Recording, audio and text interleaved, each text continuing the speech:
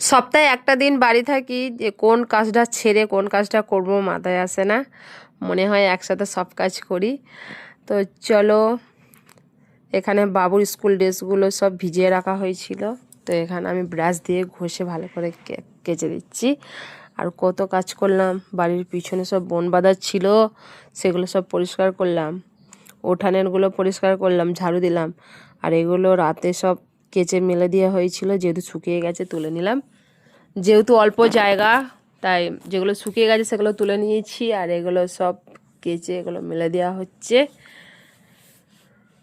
এখন শীতকাল, এখন শীতের সব চাদর বলো, সোয়েটার, টুপি, এগুলো সব কেচে সবসময় মেলে দিতে হবে। তো ভাত বসিয়ে দিয়েছি, এখনও পর্যন্ত স্নান করা হয়নি। ভাত বসিয়ে দিয়ে আর এগুলো কাচাকুচি হচ্ছে। তো ভাত হয়ে গেছে, আর এখানে চিকেন রান্নাটা করছি। তো চলো, চিকেনটা এখানে ভালো করে কষে একটু ঢেকে রেখে দিয়ে স্নান করতে চলে যাব।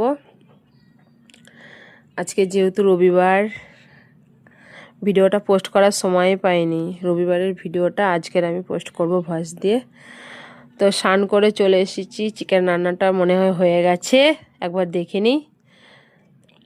আলু দিয়েছি, যেহেতু এক তরকারি ভাত করব, তা আলু দিয়ে চিকেন, আর ওখানে পেঁপে ভাজা পেঁপে ভাজা করেছি।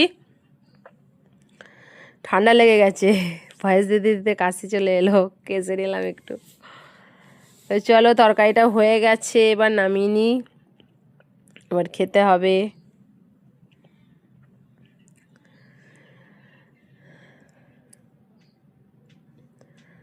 খুব সুন্দর গন্ধ বেরিয়েছে। এখন শীতকাল, ধনেপাতা যে কোনো তরকারিতে দিলেই ভালো লাগে। আর চলো, খেতেও বসে পড়েছি বারান্দার মধ্যে, আর বারান্দার মধ্যে একটু মিষ্টি মিষ্টি রোদ্দুর আসছে, সেখানে বসে খেতে বসে পড়েছি। আমার আজকের রান্না হলো পেঁপে ভাজা আর ভাত, চিকেন ভাত। বাবাকে লেগটা দিয়ে দিলাম।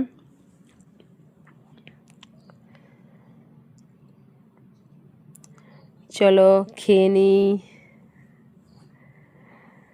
চিকেন আর পেঁপে ভাজা ভাত। কি করবো বলো, আরও সব বাকি কাজ আছে, তাই অল্প সময়ের মধ্যে যেটা করা যায় সেটা করে নিলাম। খেয়ে আবার আরও কাজ আছে, চল বাসনগুলো ধুয়ে নিয়ে এলাম, এখানে সব পরিষ্কার করলাম। তো ভিডিওটা কেমন হয়েছে তোমরা জানাবে। তো সবাইকে জানাই শুভরাত্রি, টাটা, বাই বাই।